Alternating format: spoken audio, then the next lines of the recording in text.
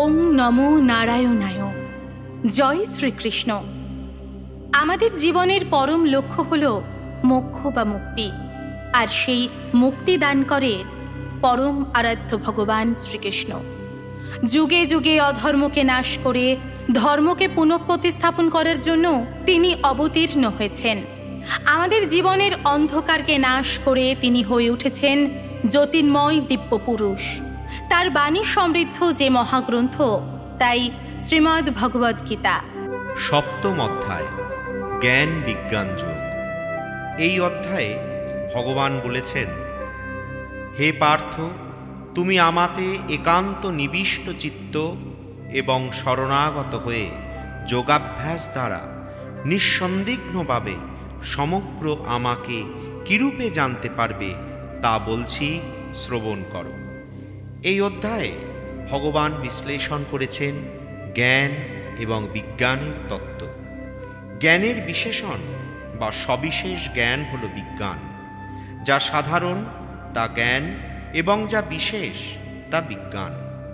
ভগবানকে মেনে নেওয়া হলো জ্ঞান এবং তার সমগ্রকে অনুভব করাই হলো বিজ্ঞান। পরা ও অপরা প্রকৃতির অস্তিত্ব একই, এটি হলো জ্ঞান। কিন্তু এই পরা ও অপরা সকলই ভগবানের অন্তর্গত, তা জানা হলো বিজ্ঞান। অহংকার সহ সমস্ত কিছুই ভগবান, এটি জানা হলো জ্ঞান এবং বিজ্ঞানকে জানা। জ্ঞানে আছে অখণ্ড রস, আর বিজ্ঞানে আছে প্রতিপলে বর্ধমান রস। বিজ্ঞানী হল সমগ্র ভগবান। এই জগৎ সংসার সৃষ্টি হয়েছে ভগবান থেকে এবং প্রতিনিয়তই তা বিলীন হচ্ছে ওই ভগবানই। আর দৃশ্য, অদৃশ্য, জীব, জড় প্রভৃতি যা কিছু আছে সবই ভগবান। সকলের মধ্যেই একমাত্র তিনিই অবস্থান করেন, তিনি ভিন্ন, অপরার কিছু নেই। এটি বিজ্ঞান। ভগবান স্বয়ং হলেন পরমাত্মা। তিনি নিজেই সেই সম্পূর্ণ পরম তত্ত্ব। সেই অজ, অনাদি, অপার, অনন্ত, অগাধ যে পরমাত্মাকে দেবতা, ঋষি, মুনি, তত্ত্বপ্রাপ্ত মহাত্মগণ সম্পূর্ণরূপে জানতে সক্ষম হন না। স্বয়ং তিনিই বলেছেন, হে অর্জুন, তোমাতে তত্ত্বসহ সেই জ্ঞান আমি প্রদান করব।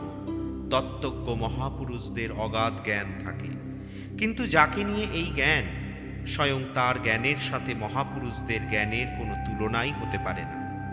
তার তুলনায় সেই সিদ্ধ পুরুষের জ্ঞান অতি সামান্য, তা কখনোই পূর্ণ হতে পারে না। সগুণ ভগবানের প্রভাব, প্রতিপত্তি, ঐশ্বর্য ও বিভূতি সকল মানুষ সাধারণ বুদ্ধিতে জানতে সক্ষম নয়। ভগবানই সমগ্র, তিনি সকল ক্ষেত্রে তত্ত্ব বিরাজমান।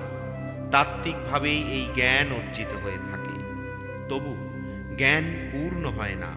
অসীম পরম তত্ত্বই শুধুমাত্র পূর্ণরূপে অবস্থান করে।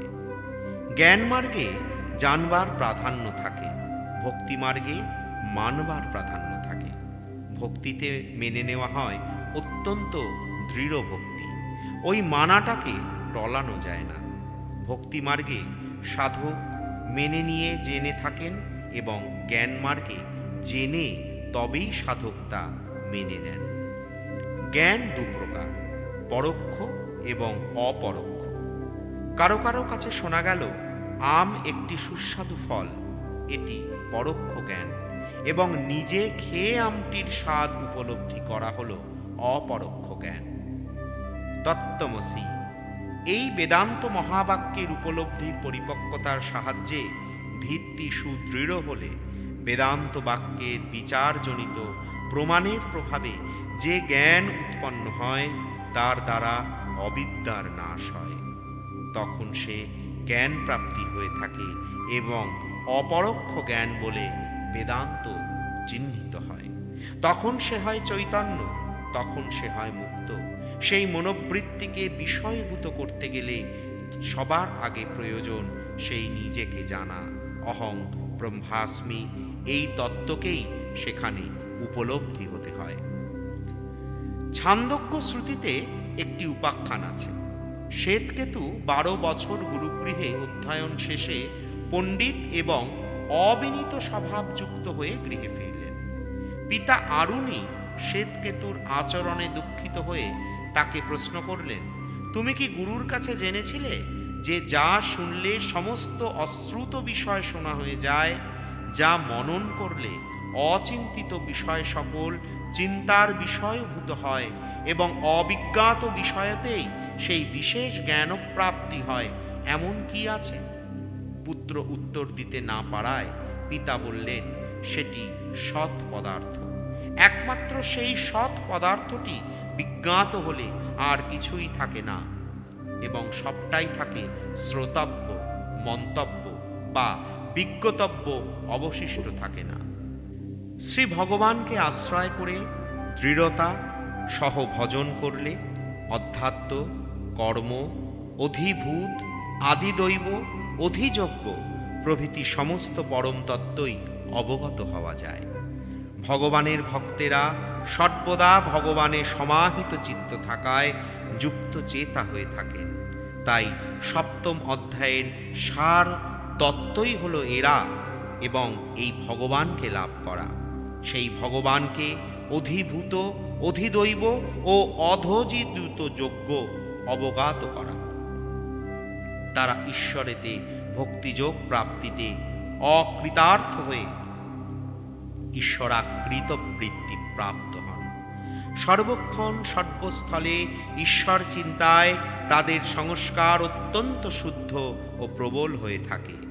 এই প্রবল ভগবৎ চিন্তন স্বরূপ সংস্কারের জন্য মরণকালে তাদের ইন্দ্রিয়গুলি ভীষণ ব্যাকুল হয়ে পড়লেও ভগবানের কৃপায় তারা সমগ্র রূপ ভগবানকে বিস্মৃত হন না। মরণকালে তাদের চিত্তবৃত্তি ভগবানেতেই পরিপূর্ণ লাভ হয়ে থাকে। মৃত্যুর মতন ভীষণ সময়তেও তাদের তত্ত্বের বিস্মরণ হয় না। তারা ভগবৎ ভক্তিতেই আপ্লুত থাকেন। তারা ভগবান হতে কখনো বিচ্যুত হন না। তমগুণযুক্ত ভৌতিক পদার্থ, যার কোনো পৃথক অস্তিত্ব ও স্থায়িত্ব নেই, তাকে অধিভূত বলে। এই জগৎ ভগবৎ স্বরূপ, এটি জানাই হলো অধিভূত সহ ভগবানকে জানা। রজগুণযুক্ত জগৎ সৃষ্টিকারী হিরণ্যগর্ভ ব্রহ্মাই হলেন অধিদৈব। তত্ত্ব ভগবৎ স্বরূপ ব্রহ্মকে জানাই হলো অধিদৈব সহ ভগবানকে জানা। সগুণ তত্ত্বগুণ যুক্ত অন্তর্যামী বিষ্ণু হলেন অধিযজ্ঞ। সর্বত্র পরিপূর্ণ অন্তর্যামী রূপ ভগবান বিষ্ণুকে জানাই হলো অধিযজ্ঞ সহ ভগবানকে জানা। তাই সপ্তম অধ্যায়ের শেষে ভগবান বললেন, ওং তৎসদিতি শ্রী ভগবৎ গীতাসু পনিয়ৎসূয়া ব্রহ্মবিদ্যায়াং যোগ শাস্ত্রে শ্রীকৃষ্ণার্জুন সংবাদে জ্ঞান বিজ্ঞান যোগ নাম সপ্তম অধ্যায় সম্পূর্ণম। আমার এই ভিডিওটা আজ এখানেই শেষ করলাম। আশা করি সম্পূর্ণ ভিডিওটি আপনাদের ভালো লেগেছে। আরও একবার আপনাদের কাছে অনুরোধ, আমার চ্যানেলটিকে সাবস্ক্রাইব করবেন এবং অবশ্যই লাইক করবেন। রাধে রাধে, জয় শ্রীকৃষ্ণ।